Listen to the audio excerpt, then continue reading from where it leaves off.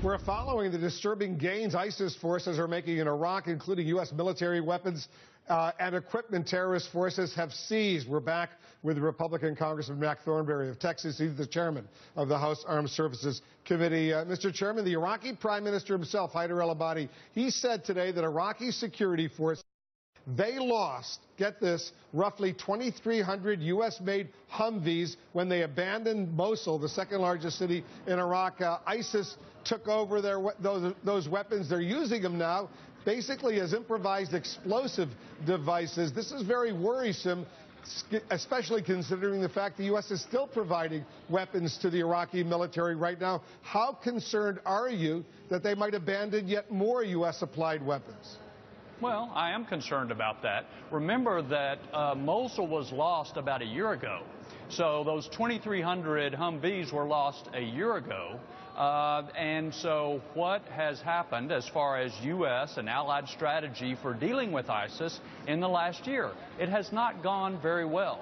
And I think it is true that it is possible that if we don't change our strategy, it will continue not to go well, and we could lose further weapons that we might provide the Iraqis. Because Barbara Starr just reported from the Pentagon, the U.S. now wants to provide, 2,000 AT-4 anti-tank weapons to the Iraqi military. 1,000 already have been provided. Are you worried that they could wind up in the hands of ISIS?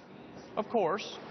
Two things come to mind. One is our military has said consistently that if they could go into the field with those they train and advise, they would be much more effective. So far, the president has not allowed them to go into the field with those they train and advise. Secondly, I know a good place to send those other 1,000 anti-armor missiles, and that is to Ukraine, because that's exactly what they're desperate for, and it is only that show of strength that it's going to cause Mr. Putin to rethink the next offensive that he's going to launch. Speaking of Putin and the U.S.-Russian relationship, the U.S. Navy today released very dramatic video. I don't know if you've seen it. We'll show it to our viewers right now of a Russian aircraft right past the USS Ross. That's a destroyer in international waters in the Black Sea, a little bit more than 1,000 feet away from the USS Ross. What should the U.S. do about this? Well, I think it's clear that Putin is going to continue to push at every opportunity and be more aggressive. He is following exactly Lenin's maxim that probe with a bayonet. When you encounter mush, keep moving until you hit steel. And so they are conducting very aggressive maneuvers with their aircraft across Europe and elsewhere. And now against our ship that was in international waters, they're trying to warn us off. And they're going to continue these sorts of aggressive maneuvers to try to intimidate us, like any bully would, to back down.